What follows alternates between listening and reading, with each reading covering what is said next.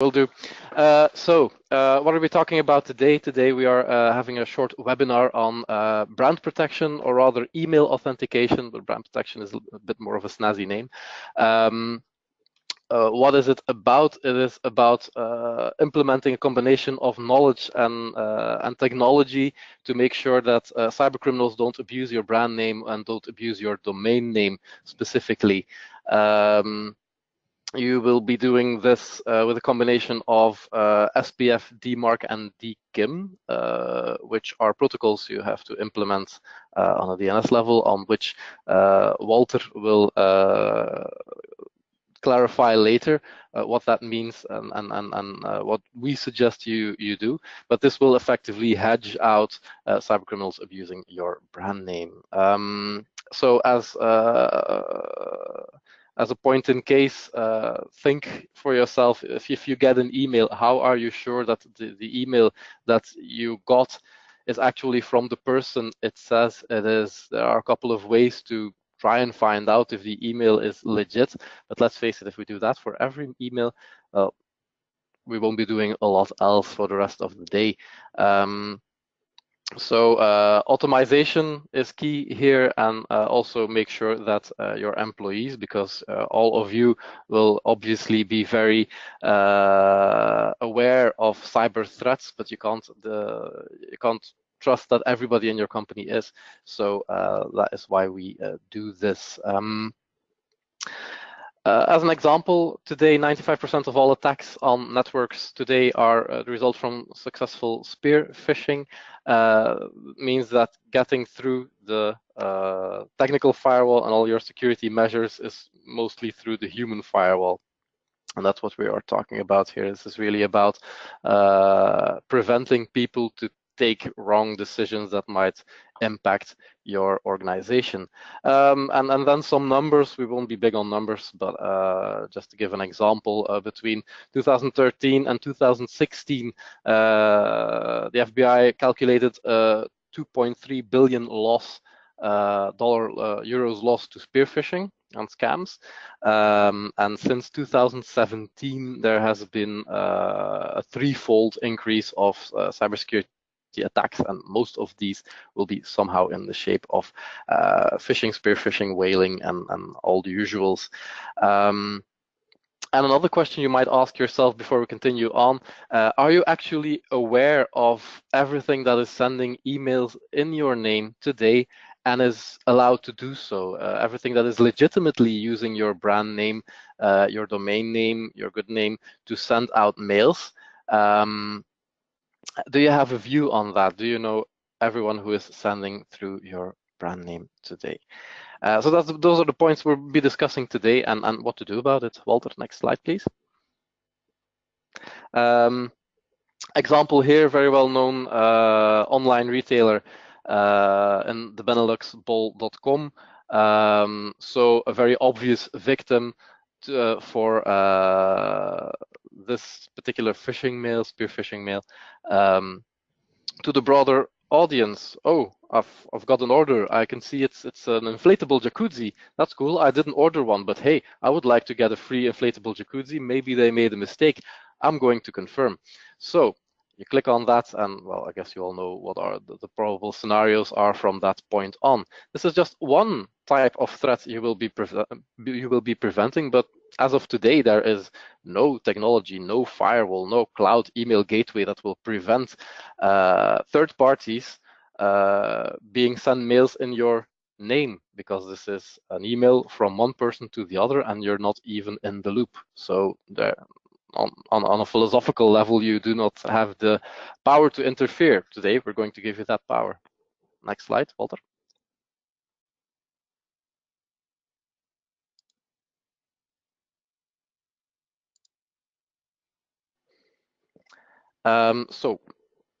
Why are we going to implement this? Well, there are a couple of deliverables, goals you will attain after implementing these things. First and foremost, of course, this is a security matter. You will make sure that nobody uses your email domain, your email domain name, apart from the people who are effectively allowed to. This will not only protect the people inside your organization, because that is first and foremost your main worry, as it always is, but you will also protect other people. You will be protecting the larger audience, you will be protecting your customers, you will be protecting your suppliers. So this is actually security that goes beyond everything you have invested in today on a security level. Visibility, of course, because as a nice side effect, you will gain a 100% visibility in your email traffic. Who is mailing in your name and who isn't, and then of course whom of those is doing so legitimately and whom of those isn't. Other very nice side effect, and I'm calling these side effects because this is not the main goal, but these are very nice to have, and these are things that your marketing manager will thank you for effectively, is that by implementing SPF, DMARC, and DKIM, you will heighten the reputation of your name. That means that emails will land in spam boxes a lot less often, and I am also talking about marketing emails, for example. So if, you might be using FlexMail or MailChimp or things like that. Well, that will effectively improve the deliverability of those emails. So if your marketing service sends out tens of thousands of mails each month, or maybe each year, or maybe each week, depending on the size of your organization, there is a measured impact of 10% increase of deliverability. Well, that is something you can take to the bank. And speaking of that, bear in mind that for what will be suggesting today, there's always some work, there's always some technology involved, there's always a cost involved, but this is something that directly benefits your marketing service. So maybe it could be a good idea to have a talk with the marketing manager of your company and see if this might be something that can be done in joint operation, because there is a very, very definite benefit to them. And then, of course, yeah, you will be protecting your identity, you will be protecting your reputation, which will also result in a significant decrease. I'm avoiding the term not being blacklisted entirely, but it will become very, very rare that you are blacklisted, because it is so verifiable that the email that is sent from your name is actually coming from you. It makes it very easy for receiving parties to check if the mail is legit. And that has, of course, an impact on your reputation, on being blacklisted, on deliverability of your emails. But I'm going to go back to the first one here. First and foremost, this is and remains a security issue. Next one, Walter.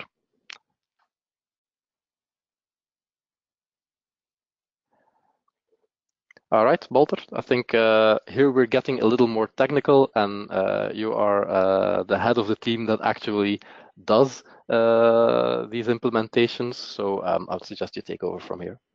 Okay, hello everybody. So we will now going more a bit deeper into the DMARC, DKIM, and SPF protocols. So, but what's the big deal here? And that's DMARC. DMARC is in fact a protocol that fixes some of the shortcomings of SPF and DKIM. Most of you, and the well-known email authentication protocol is SPF. SPF is, well, in fact, just a list of IP addresses which are allowed to use your domain as an envelope sender. But as you might know, the information or the sender that is presented to the recipient when you send an email is not always the envelope sender of the email. Consider it as a letter, a postal letter you send manually via the paper and an envelope. That the thing you write on the envelope and the thing you write as who has sent the email within the content of your letter, you can write whatever you want. So together with DKIM and DMARC and SPF, you will make sure that the receiver is actually sure that the email that he's presented with is coming from the organization where it is saying it coming from. So you could have in the old way SPF pass, so that means that the SPF mechanism has passed, but even the information which is presented at the receiver is not the information where the SPF domain is validated to. So we can go into a further session with you guys to talk about in depth how the mechanisms work, but it's DMARC that is the top level, and it's the DMARC where you should be looking at if you want to have more security, deliverability, identity on your email flows.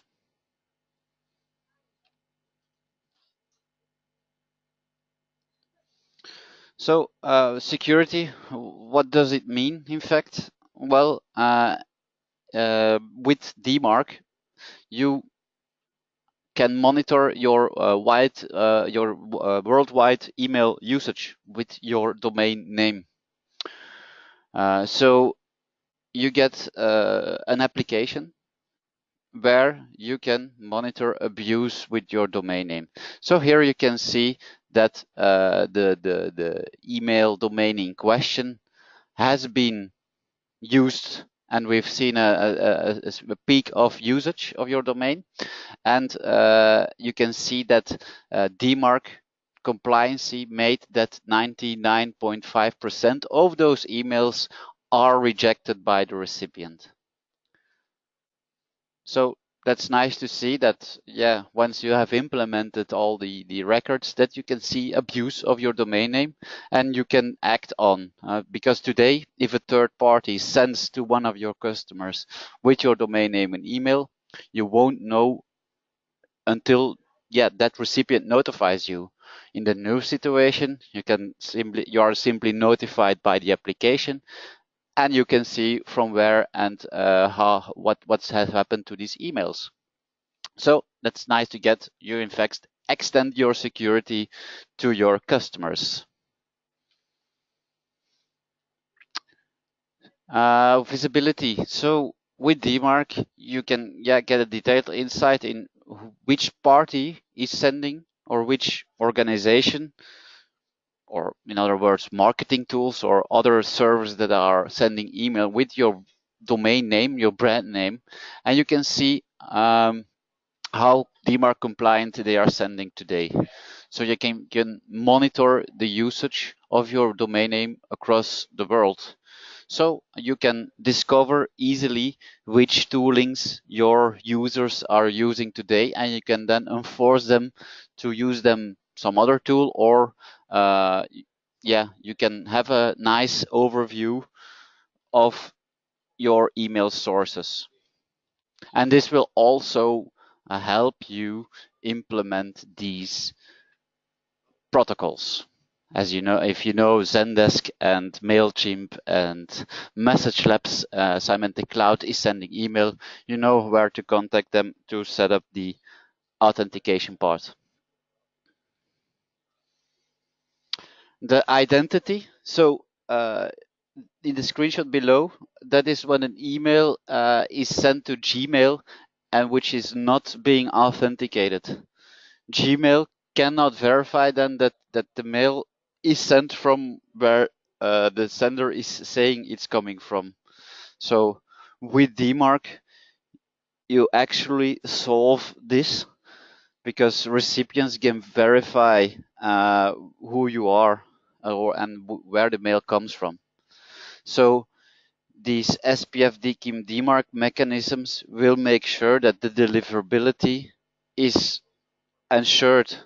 So you have less chance that your emails from your, in this case, a web store, will be delivered to the recipient who is ordering from your web store, or marketing will get more clicks upon their marketing campaigns. So your brand will get a higher trust level on the internet, on email, and the abuse will be blocked, and you get a nice overview of which parties are sending email with your domain name. Back to you, Hendrik.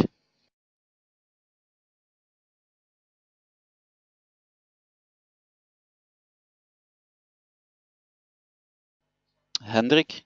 My microphone was still on mute.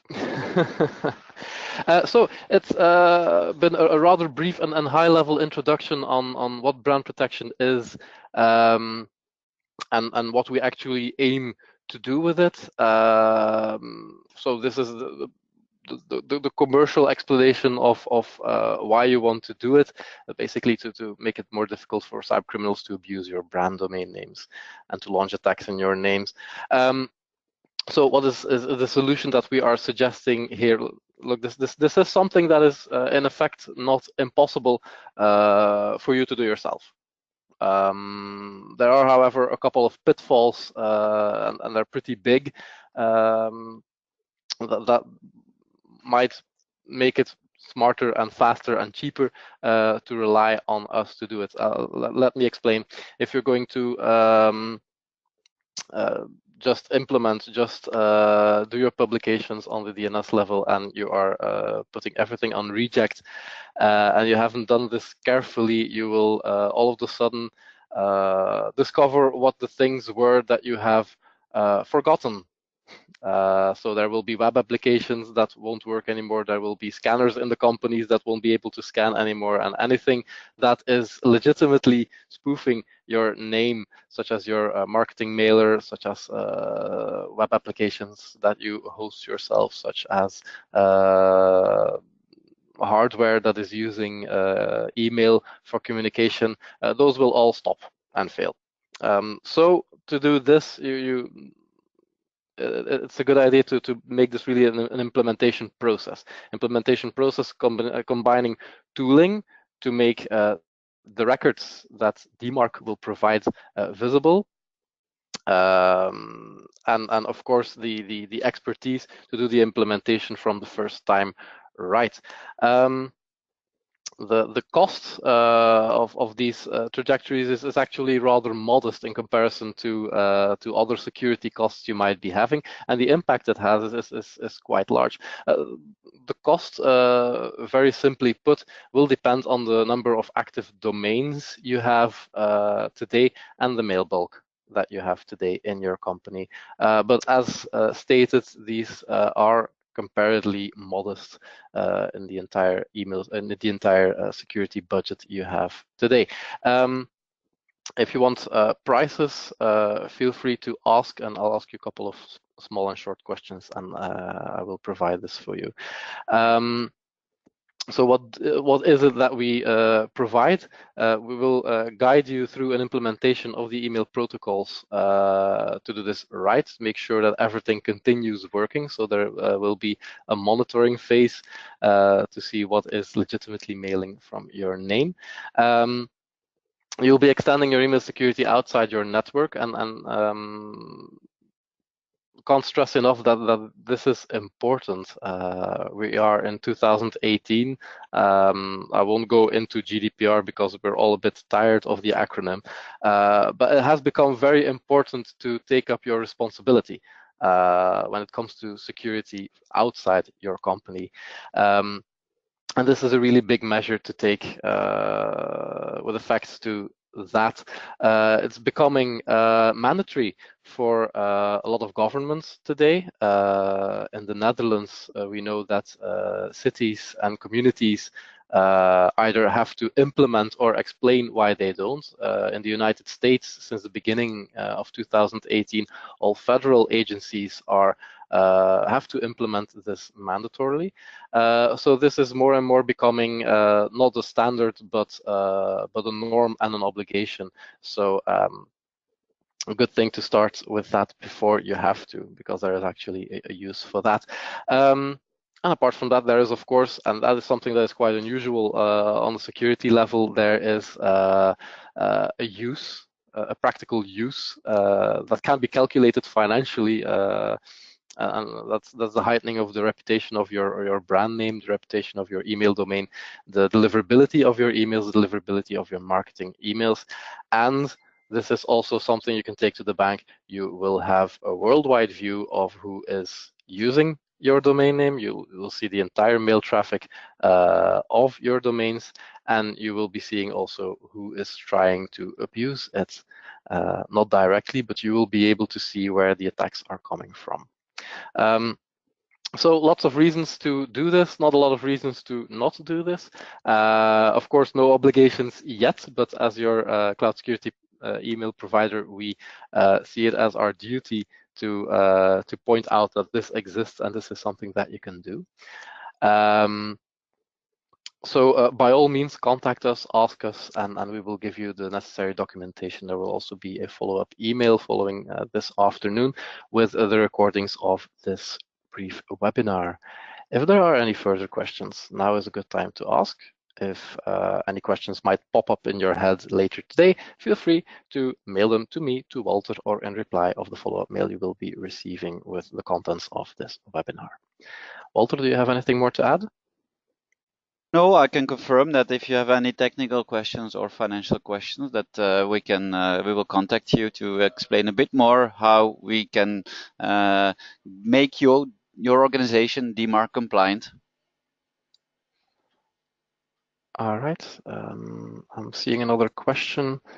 Where can you see the dashboards? Are they in the Symantec portal? Well, this is very important to know that SPF, DMARC, and DKIM are in essence nothing to do with the Symantec service we provide. With Symantec, that's your inbound mail security, so you protect your own organization with Symantec. But implementing or using the protocols, in fact, is a free to do.